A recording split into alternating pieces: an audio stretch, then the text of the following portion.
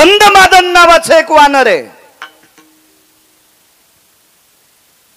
हे गंधमादन नावाचं वानर भगवान प्रभू रामचंद्राच्या पक्षामध्ये झेंडा घ्यायचं काम करत होतं.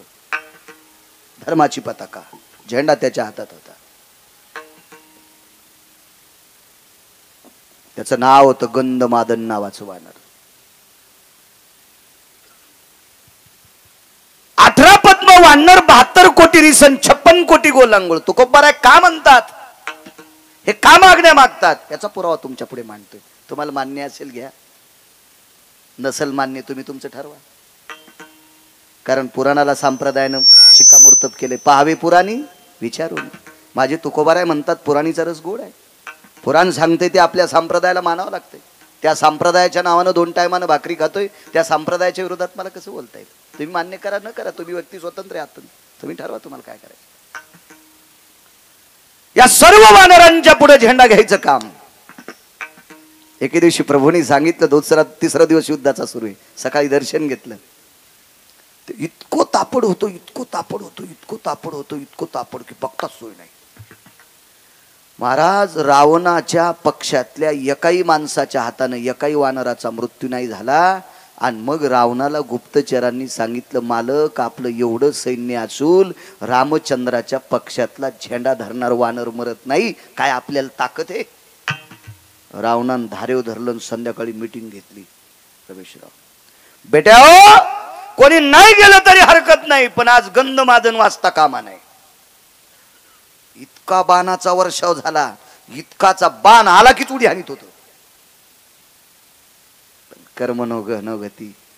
एक बाण लागला, एक बाण लागला आणि त्या बाणानं झेंड्याची काठीच उडून गेली. पण किती उडून गेली सांगू? ही उंच काठी जिथरोक झेंडा होता का तिथून उडून गेली आणि खालच्या हातातच राहिली. पण ती काठी घेऊनच नाचत होतो. माहीतच नाही झेंडा उडून गेलाय. इतको प्रेम. धर्मावर पकड किती असती काही काही लोकांची बघा. काही काही धर्मासाठी माईकवर बोंबलत. अशी काही पकड नसती त्यांची. असं काय नसते. माईकवर मात्र धर्मासाठी इतके बोलणार, इतके बोलणार. वा वा वा. छत्रपती शिवाजी राजेंची जयंती आल्या, बापा बिल्लेन तेन काय वा वा वा वा. सारं भगवच वादळ. हो. आणि जयंती झाली की 2-4 दिवसाला पोळी उकरी तू घोरपडी पाहला. बसायची जागा हाणायला पाहिजे निबर काठीनं. नालाय का तू? लायकी आहे का रे? नुसता हावपोव करतो नुसता. हे इतकं आपल्याकडे काही गोष्टी आल्या ना, बापरे बापरे असं वाटतंय की पाहाचंच काम नाही. आमची इथे एक महाराज आले आणि त्या महाराजाला आंघोळ घालू लागली. मग त्या महाराजांना आंघोळ घालीत असताना काय झालं, हा बाबा बाबा इतकी गर्दी, इतकी गर्दी, इतकी गर्दी, इतकी गर्दी की बघायचंच काम नाही. कोणाला वाटतं की जाऊन तांबर पाणी महाराजांच्या अंगावर टाकावं. इतकी गर्दी, इतकी गर्दी. एका बाईला जातात नाही आलं, ती मधात नाही गेली, मोरीतून पाणी आल्यावर पिली. ते म्हणले नका का आंघोळ घालणं होईना, पण महाराजाच्या अंगावरचं पाणी मोरीतून आलंय ना, ते तीर्थ म्हणून पिली. तर मी तिची चप्पल चोरली. म्हणजे ह्या महाराजावर इतकी श्रद्धा किती आहे, आपण हिच्या चपलाच्या पाया पडू. मी फेटा ठोच्या पिशवीत तिची चप्पल ठेवली. जाऊ द्या म्हणलं, एखादीशी भेटले आपल्याला पाया पडणीचे पैसे द्यायला विला दुप्पट देऊ. पण ही महाराजाच्या अंगाचं मोरीतून आलेलं तीर्थ पेती, त्या अर्थी हिचा भाव किती गोडे, आपण हिची चपलाची पूजा करू. आणि त्याच महाराजाच्या कीर्तनात ती पहिल्याच अभंगाला झोपी गेली. मग माझ्या लक्षात आलं, बाळ्या ही चप्पल तिला देऊन टाक आणि ती पिशवी पण जाळून टाक. कारण तू हिची चप्पल ज्या पिशवीला लागली त्या पिशवीला पटका लागल्या तू कीर्तनात झोपशील. म्हणजे काही काहीचा भाव इतका नदीला उतू जातो आणि त्यांच्या अंतकरणात कवडी इतका नसतो, इतका येडपट भाव असतो काही काहीचा. काय वानराचा भाव आता त्या काठी घेऊन उड्या आणत होतं ढकल्यांना, ते काठी घेऊन, पण मागून खडा हाणला. गंधमादन येते ध्वजा पय धर्मदंडे शुभय स्थिता.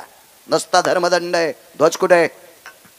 अरे बापरे, काय करा महाराज. भेद आहे पुराणामध्ये.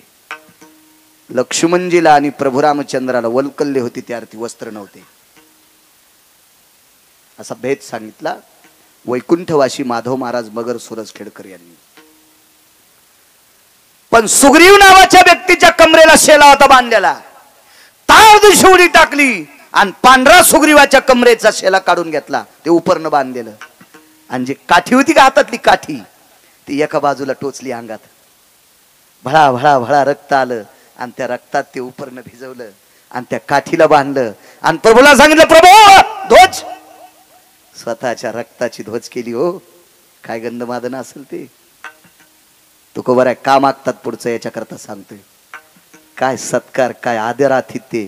आणि हेच लक्षात आलं, एकदा खाल्ल्यावर 6 महिने उठत नव्हता त्याच्या. काय नाव होतं त्याचं?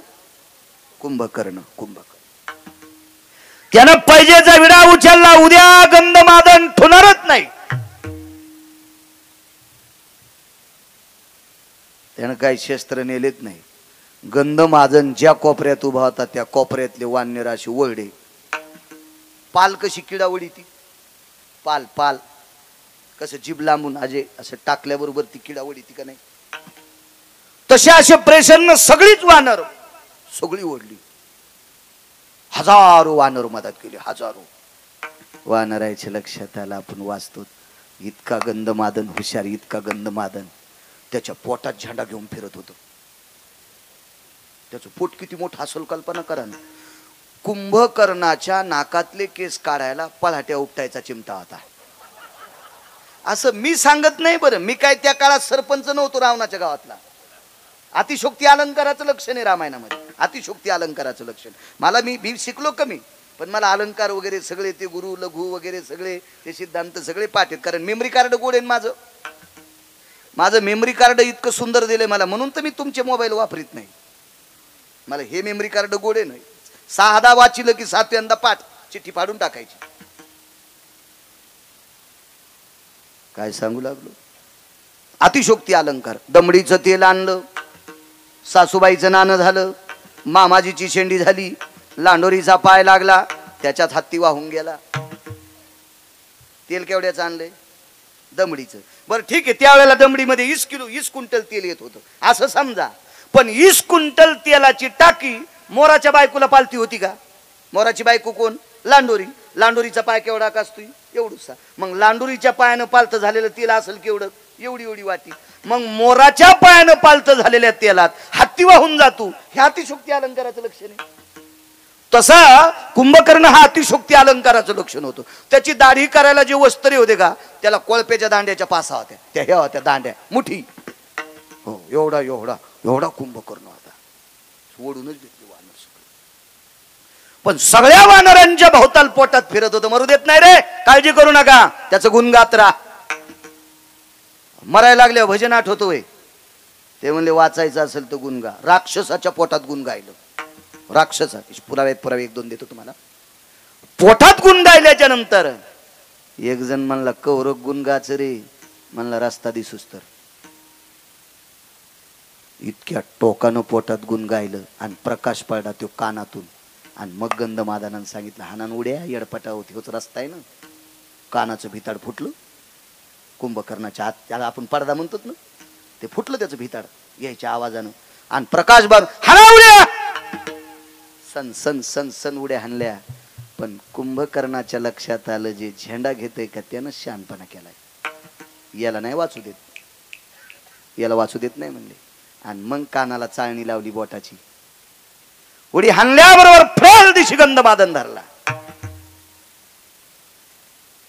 झेंडा आणि तेन सगळंच असं धरलेलं. कोण? त्याला वाटलं आवाजान भीन. ते बारक्या बुरक्या माणसाचा कार्यकर्ता होता का ते अशा माणसाचा कार्यकर्ता होत. या विश्वावर ज्याची सत्ता आहे त्या मालकाचा ते कार्यकर्ता होत. कोण? ते म्हणलं ऐकू येते ना, हळून बोल. तो तरी इकडचा कान फुटलाय आणि मॅच फोडलाय, मला दोन्ही कान आहेत, हळून बोल ना. अरे तुरच रावणाच्या भावाला, ज्याला 7 कोटी घर आहेत, त्याच्या भावाला वाननीर आरोतुर बोलायले. आपण बऱ्या बुऱ्या माणसाला आरोतुर बोलले आपल्या अंगावर गाड्या घालतील. हो, पुन्हा ताकद नाही कशाने मेला आणि काय मेला सांगायची. आहे का हिम्मत कोणाची? एवढा मोठा श्रीमंत रावण आरोतुरच. कोण? हळून बोल म्हणला. गंधमादन. गंधमादन नाव कशा करता ठेवलंय? तुकोबारा का मागता त्याच्यावर बोलतोय. तुकोबारा यांच्याकडे कशा करता गंधमादन नाव ठेवलंय? ते म्हणला जरासं नाकाच्या जवळ घेऊन पाय ना. लय नको नेऊ म्हणे, मला मळमळ होईल तुझ्या तोंडाने. कुंभकर्णानं हात असा जवळ घेतल्याच्या नंतर गंधमादन, मलया निळू चंदनाचा सुगंध ज्याच्या अंगातून कोसोपर्यंत जात होता, असं ज्याची तनुगंध आहे त्याला गंधमादन म्हणतात. हो, बरीच पैकी वानर आहेत. पुष्पदंत, भयदंत, यतिदंत, साक्षीदंत, कीर्तिदंत, आश्वदंत, प्रियदंत, साक्षीतनय, नदीतनय, भयतनय, भासतनय, हे वानरांची नाव होती. लेकरांची पण चांगली ठोत जा. आमच्या मित्राला पोरगी झाली, मी बारशाला गेलो, नाव काय ठेवलं म्हणले चुटकी. नालाय कुठला चुटकी नाव ठेवलं. आपला असाच कारभार. घ्या आदर्श, मुस्लिम बांधवांचा आदर्श घ्या. अरे त्यांच्या धर्मामध्ये एक तिळा इतकी चूक करत नाहीत, म्हणून त्यांच्या बाबतीत धर्म खाली येत नाही. आपण नुसत्या धर्माच्या बाबतीत उड्या हाणतो आणि गप्पा हाणतो, पार टाळू फोडून गप्पा हाणतो, वागत नाही. साधी नावं ठेवत नाहीत आपण आपल्या संस्कृतीनुसार. काल परवा 2-4 वर्ग शिकलेली ती पोराची आंटी म्हणले, ही आंटी नाव ठेवीन, तिला आकलीचा कांदा आहे का? हळदीची साडी होती तेव्हा सासू सासऱ्याला वायलं काढलं आणि तिला नाव ठेवायचा मान द्याला. तिला अक्कल आहे का? नाव ठेवण्याचा अधिकार अधिकाऱ्यांना सांगा जा, तात्विकांना सांगा जा. नाही म्हणे आमची आंटी लयच हुशार आहे, तिला मोबाईल लय पाहता येतो आणि मोबाईलवरचं पाहून आंटीनं नाव ठेवलं. ते पोरग असंच नाव ठेवलं शाहू. हो, दवाखान्यातच ठेवलं. आणि शाहूला भेटायला मी गेलो दवाखान्यात. शाहूला भेटायला दवाखान्यात गेल्याच्या नंतर त्याचा वडील आमचे जरा सोबत शिकलो होतो 4थी पर्यंत. ते 4थीला गळालं, मी 7वीला आपटलो, म्हणजे शिकलोच नाही पुढं. ते नाही पुढं गेलं. मी म्हणलं अरे बघू दे मुलगा. हो, आत्ताच नाव ठेवलं म्हणे आमच्या लहान्याची बायको आलती, म्हणजे त्याची भावजई. हो, सगळे म्हणले ती जरा शिकलेली आहे आणि तिनं नाव ठेवलंय शाहू. म्हणलं वा वा वा, पावदी म्हणलं तू हा शाहू. त्याचा शाहू पाहिल्याच्या नंतर बरा दिसला. कसा होईन रे? मी म्हणलं मला काय सांगता येईन कसा होईन, तर मला सांभाळीन का? मी म्हणलं बघू आता, इतक्या लवकर काय सांगता येईल, मी का देव आहे का? बाहेर आल्यावर एक ढवळ्या कपड्यावाली बाई भेटली. कोण आपण? गिरगावकर. इकडे कुठे? म्हणलं ते आमच्या मित्राला मुलगा झाला. तिने असं कुसनुस तोंड केलं. मी म्हणलं हिला काही संबंध नाही, काय नाही, त्याला पोरग झाल्या विला. म्हणलं बाई तुम्हाला कसं काय मळमळ झालं? त्याचं बाळांपण केल्यावर तुम्ही अंगठी अर्पली, त्याची डिलिव्हरी केल्यावर मग अंगठी अर्पली. अर म्हणलं दाश्या पोरग दाखव बरं. त्याचं नाव दाश्या होतं. म्हणलं पोरग दाखव बरं. ते म्हणलं काय झालं? म्हणलं दाखव ना. तर लहान लेकर अशा मुठी वळीत येत. त्याची मी मुठ उकलल्याच्या नंतर सिस्टरनीची अंगठी गवसली.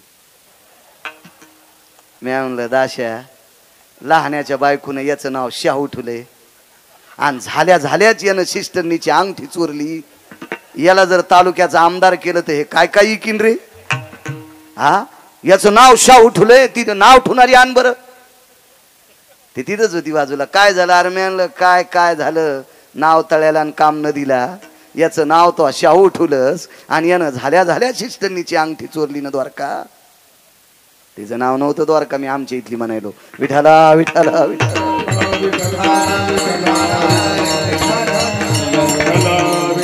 आपण काही जोपाशीत नाही. बघा गंधमादन, याच्याकरता गंधमादन नाव आहे. एक सांगू का? तो येतो का रावणाकडे? म्हणलं रावणाकडे? कशाला? अरे काय या रामाचं नाव घेऊन पाला खातोस तू झाडाचा?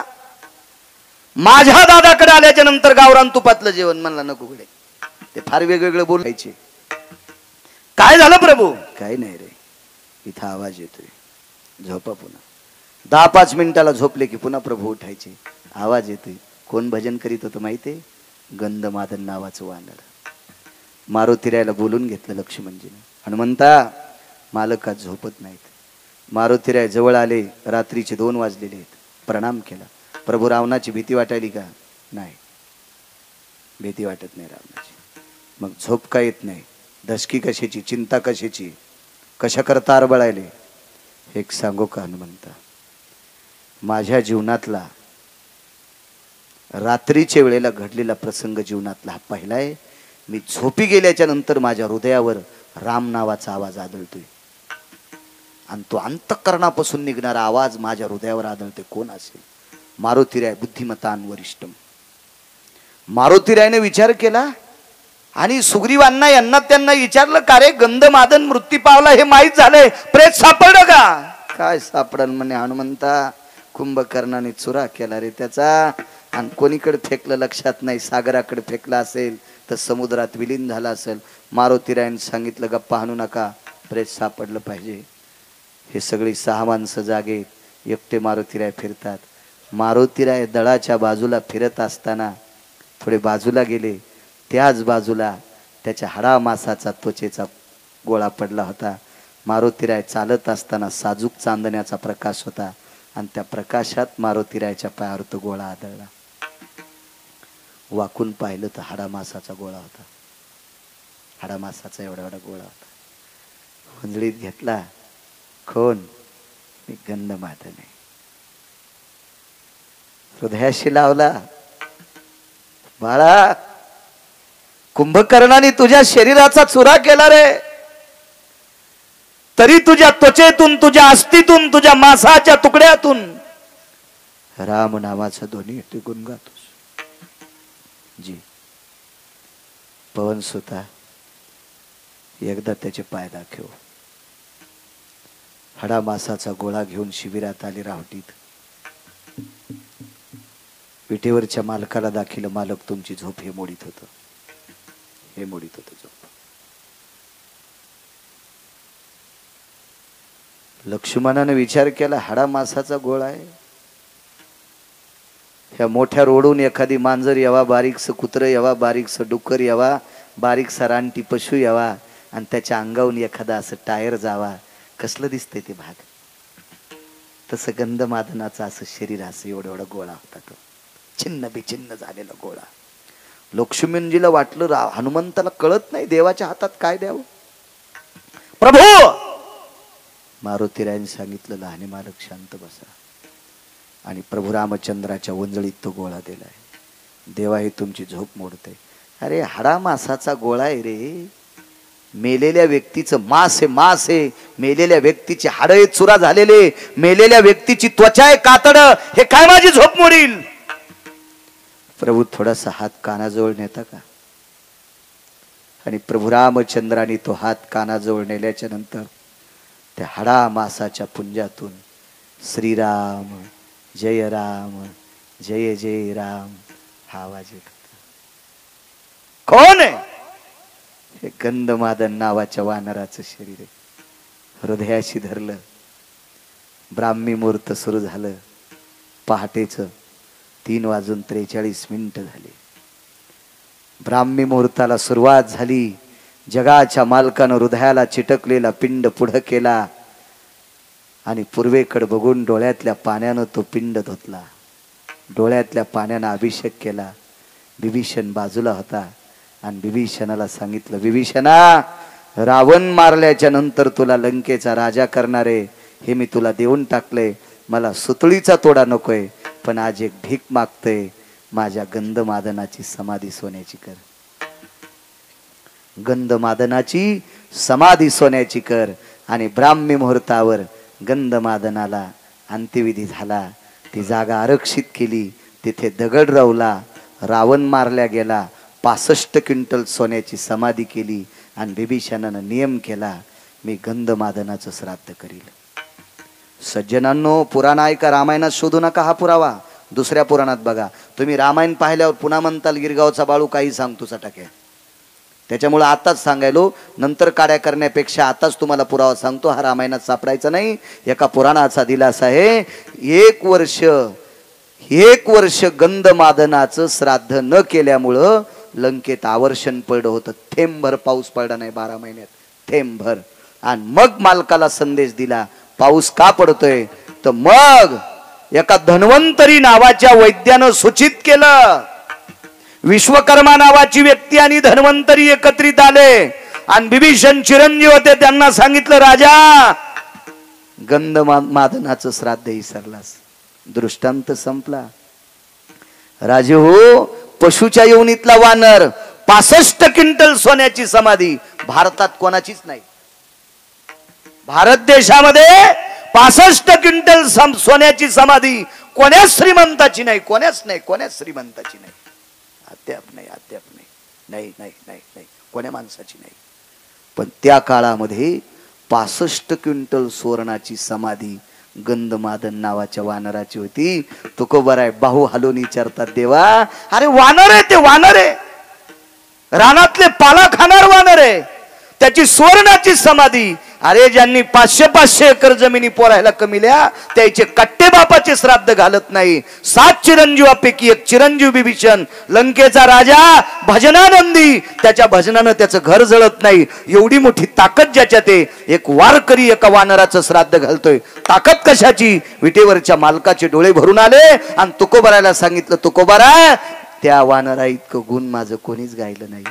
मग जे वानर तुमचं गुण गातय त्याला इतकं उंच टोकाला नेतात. ही गुण गाणाराची ताकद आहे. मला तरी दुसरं देतात कशाला, म्हणून दुसऱ्या कडव्यात गुण गायना आवडी, गुण गायना आवडी, गुण गायना आवडी, गुण गायना आवडी, गुण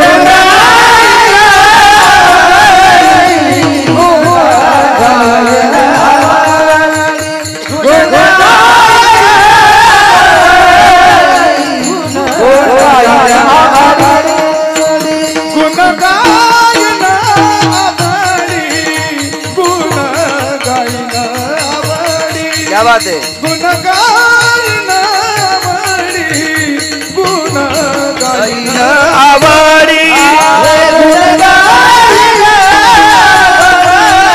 गुण गायना आवडी,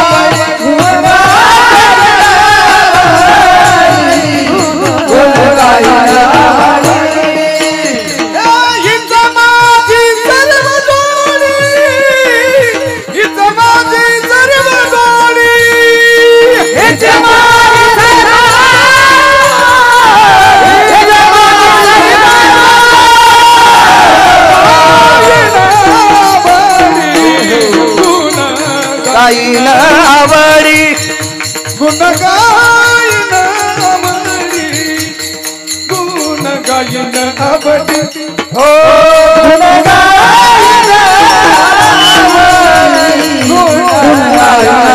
आवडी, गुण गायना आवडी,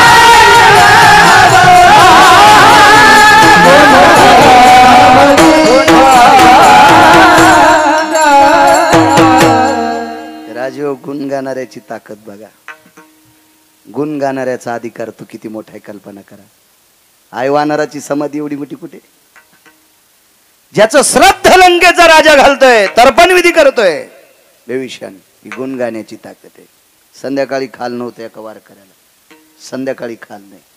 गुण गाण्याची ताकद किती मोठी. काकडे बुवा, कुशाल बुवा, संतोष बुवा. रात्री जेवायला नाही. एक रात्र इतकी बिकट की त्या रात्रीमुळं त्या वारकऱ्याला 18 विश्व दारिद्र्य, इतकी गरिबी म्हणून सिद्ध झाला. 18 विश्व दारिद्र्य म्हणजे गरिबी म्हणून सिद्ध नाव तिथं पडलं. त्या रात्री पीठ ठेवायचं गाडगं होतं. पीठ ठेवतेत ना, भाकरीचं, गव्हाचं, ज्वारीचं पीठ ठेवतेत ना, हे गाडगं होतं. त्या गाडग्यामध्ये शिभर, एक चमचाभर पीठ नव्हतं. त्या गाडग्यामध्ये मीठ टाकलं एवढं आणि त्याच्यात पाणी टाकलं गुंडीभर आणि ते गाडगं चुलीवर ठेवलं. पाणी खळा खळा खळा खळा उकळलं. पांढरा रंग सुद्धा नव्हता आला पाण्याला, पांढरा रंग पण. ते खारट पाणी लेकरांनी पिलं. परिस्थिती किती नाजूक असेल कल्पना करा, किती नाजूक परिस्थिती असेल.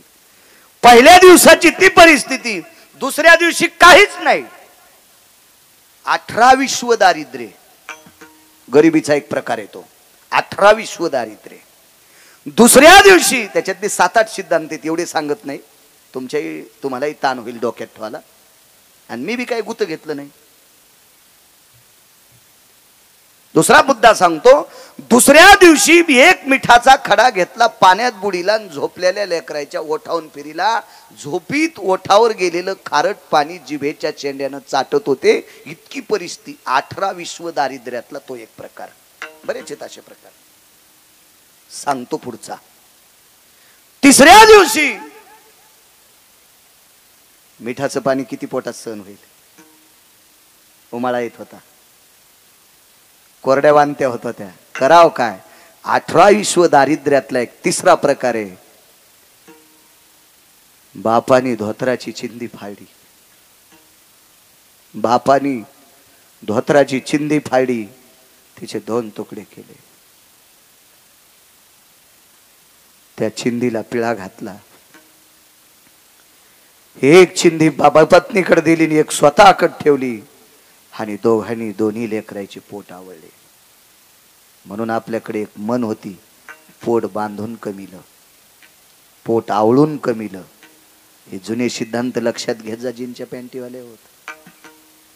मागच्या दुष्काळात आपल्या बाप दाद्यांनी संध्याकाळी जेवण झाल्यावर झोपताना चिमण्याही झिल्या. मी महिना झालो बोंबलतोय रोज कीर्तनात 2 मिनिटं तरी.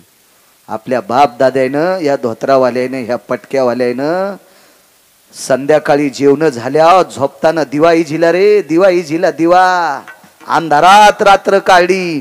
त्या दिव्याचं राहिलेलं तेल उद्याच्या संध्याकाळी पुरावा आणि आपले संसार सुखाचे व्हावा, याच्याकरता आपले बाप दादे अंधारात झोपले रे, अंधारात झोपले. अंधारात कदर करा त्याची. आपण बायकोच्या फॅरनलवलीसाठी केळीचे ढेले नका ऐकू. ते शाप देतील वरून, शाप. जळून जातील आपले संसार. काय परिस्थित्या काढ्या असतील लोकांनी. मागचं भान ठेवा. मला कळतंय 30 वर्षापूर्वीचा काळ. 41 पार केलं मी आता.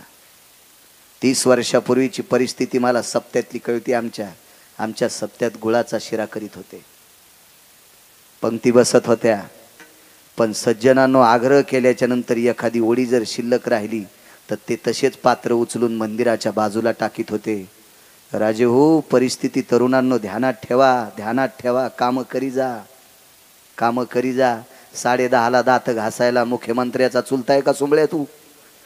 हा, 10:30ला दात घाशी तू कुठं काय वरून पडन का तुला? काय बायको जागायची लायकी आहे का तुला? 10:30ला दात घाशी तू म्हणले.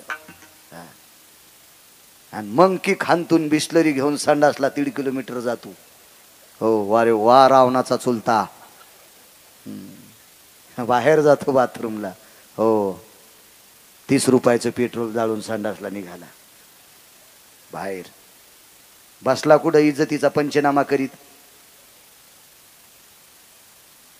सांगतो त्याच्यावर बी थोडा वेळ चिठ्ठी आलेली मला. दम नाही हो कीर्तनायला. रमेशराव दम नाही भागवताला, रामायणाला. गुण काय यायला लोकायला?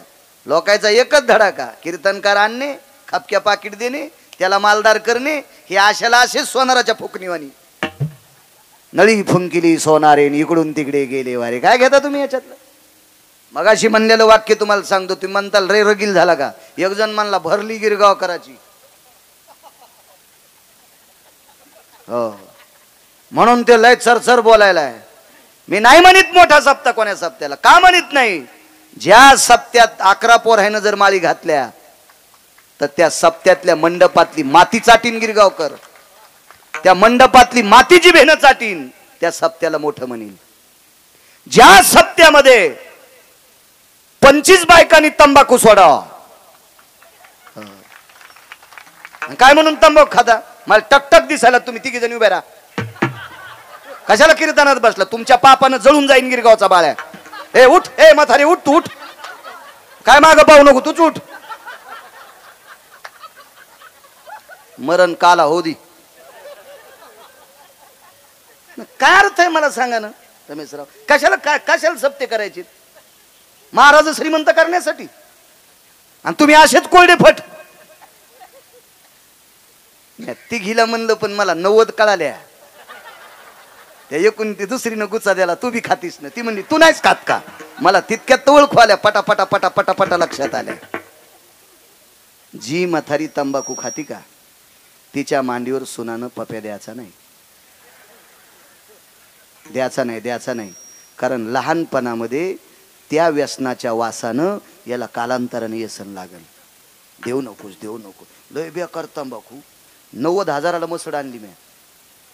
90,000ला. मी ओरिजिनल शेतकरी माणूस आहे. मला दुधाची मसड, दुधाची गाय, चांगला बैल कळू. तुम्ही चांदणीचा बैल घेत नाही, साळी कुटणारा घेत नाही, फिरून कापसाच्या मुंडक्यावर पावलं टाकू. तुम्ही येडपटे का कसली बी करायला शेती. नंबर 1 जोड घेत असतो पद्धतशीर उभा. मसड घेतली मी 90,000ची. आणि त्या म्हशीचं शेण आणायला आमच्या गावातली म्हातारी गेली. ती रातच्या झोपताना तंबाखू इथं टाकीत होती. आणि ती तसाच तंबाखूचा गोळा घेऊन कोठ्यात गेली. आमच्या म्हशीनं पुन्हा नाही दूध दिलं. मी 19 डॉक्टर आणले. मी म्हणलं मसड पाना कस काय चोरायली. म्हणले तुमच्या गावात एखादी बाई एका रातच्या तंबाखू खाऊन झोपती. मी म्हणलं शेजारीच राहते. मग तिच्या वासानच म्हशीनं पाना चोरलाय. मग मसड जर रातच्या तंबाखू खाणाऱ्याच्या थोत्राचा वास घेतल्यावर पाना चोरीत असेल तर लहान लेकराला किती त्रास होत असेल. अंतिके मंजुळे जरा वाटू देईन तुला काही करणं तंबाखू बंद. आणि तंबाखून जर तू पोट भरत असेल तर पोतच देतो तुला. चपात्या खाऊच नको, तंबाखूच खाय. काय कशाला करायचे सप्ते मला सांगा तुम्ही. हावभाव आहे. तुम्ही विटेवरच्या मालकाच्या दर्शनाकरता रांगेत जा. नालायक माणसानं थुकू नये म्हणून कोपऱ्यात पांडुरंगाचं चित्र काढलंय. तुम्ही दर्शन मंडप बघा कधी कधीतरी. कोपऱ्यात पांडुरंगाचं चित्र काढलंय. आपली हलकट दर्शनाला गेल्यावर पण घुटके खाऊन थुकत येत. मधात नेऊनी म्हणून घुटके तंबाखू उपसून घ्यालेत. कुठं लपून आलेत देव जाणे. आम्ही एकदा तिरुपतीला गेलो. तिरुपतीला जाताना खालीच सगळे ते बिड्या काड्याचं ठिसकून घेतल्या. आमच्या इथल्या पोरानं एअर किन्नर मध्ये तोटा नेला. आम्ही जी गाडी नेलती का त्या एअर किन्नरच्या बॉक्स मध्येच घातला तोटा. ते बॉक्सच घातला. मी म्हणलं आगाऊच काम बाबा. तिरुपतीला पण कळणार नाही गिरगावच्या पोराला इतकं डोकं दिलंच कुठून. एअर किन्नरच्या बॉक्स मध्ये घातला त्यानं ते तोट्याचं. काय माणसं झाली. म्हणून त्या कोपऱ्यात थुकू नये म्हणून जगाच्या मालकाचं चित्र काढो. तिथं पण लाजा नाहीत आपल्या लोकांना. कोणती मस्जिद जाऊन बघा. जर तुम्हाला काड्याच्या पेटीची काडी आणि बिडीचं धुंडूक सापडलं तर जीवनभर मी कीर्तन करणार नाही. हो. आणि तुम्ही त्याच्यासाठी टाळ्या वाजवायला नाही का. तुमचे मंदिर असेच नालायकाला पते खेळण्यासाठी. सदरा राजीव, सदरा सदरा. लय मागच्या लोकांनी आपला धर्म चांगला सांभाळलाय. नका चुका करायच्या नका. माझ्या माईनो 25 बायकांनी ज्या ज्या ज्या तंबाखू सोडतील का उद्याच्या काल्यात. उद्याच्या काल्यामध्ये सकाळी संकल्प करा मारुतीरायाच्या पुढं. आणि हे तोटा गिटा जे काय असेल ना गाय छाप. त्या गाईला काऊन बदनाम केलो. त्या तंबाखूच्या पुडीवर गाय छाप रावण छाप नाव द्यायला पाहिजे होतं त्या पुडीला. कशाला गाईला बदनाम केलं. काय काय लोक कशाला नाव देतील काय मिळत नाही. नका करी जाऊ. 25 बायकाने तंबाखू सोडी तर तुमचा पांढरी पिंपळगावचा सप्ता सफल झाला. 11 पोर आहे ना उद्या काल्याच्या कीर्तनात महाराजांच्या हातानं माळ घाला. 11च पोर आहे ना. 12व्या नका घालू उग गाव उलथन. हो फक्त 11 पोरायन घाला. झाला सप्ता सफल झाला. पुन्हा सांगतो जी सून सासू सासऱ्याला नीट भाकरी देत नाही त्या 5च सुनायनं सासू सासऱ्याला टायमाला जेवायला द्या. सप्ता सफल झाला. जो मुलगा आई वडिलाला नीट बोलत नाही. अरे काय भेटणारे राजू तुम्हाला आमच्या पाया पडण्यात. फुलं टाकली तुम्ही माझ्या अंगावर. तुम्ही 200-400 पोरायनं फुलं टाकले माझ्या अंगावर. फुलं टाकले फुलं. जर तुम्ही तुमच्या मायबापाला मानित नसाल तर पंढरपूरचा मालक तुमच्या बोकांनी दगड टाकीन. मला आणा नाही तर नका आणू. तुमच्यावर माझं काय चालणार आहे. माझं मोठं करणारा पंढरपुरातला मालक आहे. आणि तुम्ही काय मला मोठं करणार आहेत. तुमच्या गावातल्या माणसांनी मला 5 कोटी रुपये दिले आणि जाता जाता औरंगाबादला जर अटॅक आला तर काय 5 कोटी अंगावर घेऊन फुकून घ्यायचे का. मला किती दिवस जगायचं आणि किती दिवस मोठं करायचे पंढरपुरातल्या मालकाच्या हातात आहे. तुम्ही चांगलं वागा राजो. जगातला सर्वात मोठा देव आपले आई वडील आहे. जो आई वडिलाच्या पाया पडतो का जगाचा मालक त्याला मान्य करतोय. जो मायबापाच्या पाया पडत नाही महाराजाच्या पाया पडत असेल तो महाराजच जळण त्याच्या पापानं. काय काय अर्थ आहे त्याला. अरे जुन्यांची किंमत करा राजू. हो ह्या जुन्या आपल्या बापदाद्यांची किंमत करा. त्या आपल्यासाठी तळतळ तुटलेत रे. त्यांना किंमत करा. सासू सासऱ्याला माना माझ्या माईंनो. माहेरातून बाईनं भैमुगाच्या शेंगा दिल्या. मी फराळाला गेलो एका बाईच्या घरी. महाराज या म्हणले फराळाला. भीमराव गेलो. भैमुगाच्या शेंगा होत्या गावरान. काय म्हणते तरी त्या पिस्तोल्या भैमुग असे पुढे 2 आणि वर 1 सोला असतो असा तिरपट झालेला पिस्तोला आणि गावरान भैमुग. लाल भोय होती आमच्याकडे तिथं पेरायचो होतं आम्ही. मग त्या भुईमुगाच्या शेंगा खाल्ल्या आणि गुळ खाल्ला. फुकट खाल्ल्या वर्णन करावंच लागतंय. म्हणलं काय दोरखाबाई शेंगा आहेत. माया वाईन दिल्या. अरे बापरे दोरकीला माहीतच नव्हतं हेव किती दाढ येत. मयामाईनं शेंगा दिल्या. मयामाईनं म्या म्हणलं द्वारकाबाई तुझ्या माईनं फक्त शेंगात दिल्यात. 9 तासाच्या नंतर ह्या गावाच्या बाहेर जात्यात. काहीचे वायर ढिले उशिरा कळालं. तुझ्या माईनं फक्त भैमुगाच्या शेंगात दिल्यात. 9 तासाच्या नंतर ह्या गावाच्या बाहेर जात्यात. याच्या माईनं तुला हेव दिलाय सांभाळायसाठी. हेव दिलाय जरसं त्याच्या माईला बी चोंभाळणं. कधी कधी नवऱ्याच्या माईला बी चोंभाळी जा तर तुमचे लेकर म्हातारपणी तुम्हाला चोंभाळतील. नवऱ्याच्या माईला जी सून चोंभाळणार नाही का तिचे पोरं तिचे झोपीत अंगुठे घेणार. ह्या म्हणत्यान ह्या मेल्याला आणलंच खाऊन तुम्हाला नीट करण्यासाठीच आणलंय. हो काही नाही. तुम्ही हरिपाठ पाठ करायला ज्ञानेश्वरी वाचायलीन नाथ भागवत वाचायलीन सासूला बघितल्याबरोबर असं थोत्तर करायली गाड घ्यावाली. काय तू तुळस खाल्लीस तर काय उपयोग घेतो. हा काय काय अर्थ आहे का त्या गोष्टीला. अहो चांगलं वागण्याला किंमत असते बाकी नाही काही किंमत. जाऊ द्या काय सांगू लागलो. पोट आवडलं 18 विश्व दारिद्र्यातला एक प्रकार. पोट आवडलं. पोट आलो ना इथपर्यंत. आणि मग दोघ जण बसलेत. बाईनं सांगितलं मालक कसं व्हायचं काय करू नकोस. बालपणातला माझा मित्र त्या मित्राचं नाव जगदानंद कंद जगतपती द्वारकाधीश कृष्ण परमात्मा. तू काळजी करू नको त्याचं गुण गात्र आहे. त्याच्या गुण गाण्याची ताकद आहे का